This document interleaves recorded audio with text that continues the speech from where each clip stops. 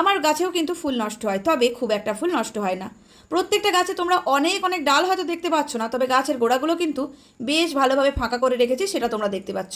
এইভাবে ড্রাগন গাছের গোড়া যদি তোমরা ফাঁকা করে রাখতে পারো, তাহলে ড্রাগন গাছের গোড়ার শিকড়গুলো কিন্তু একদমই নষ্ট হবে না। আর গাছের শিকড় যদি ভালো থাকে, তাহলে কিন্তু সেই গাছে ভালোভাবে ফলও তোমরা পেয়ে যাবে। তার জন্য আহামরি তোমাদের কোনো চিন্তা করতে হবে না। শুধুমাত্র একটু খেয়াল রাখবে গাছে ঠিকঠাক রৌদ্র পাচ্ছে কিনা, আর অতিরিক্ত গাছে জল দেবে না। আর বর্ষার সিজনে একটু স্যাপ পাউডার ইউজ করবে। গাছে ফুল ধরতে শুরু করলে পিঁপড়ের উৎপাত শুরু হয়ে যায়, তার জন্য নিম তেল সপ্তাহে 1 দিন করে স্প্রে করবে। এছাড়া বছরে 1 বার পুরানো গোবর সার গাছের গোড়ায় দেবে। আর ফলের সিজন শেষ হওয়া মাত্রই গাছের গোড়ায় 15 দিন বাদে বাদে সরিষার খোল পচা জল দিতে শুরু করবে।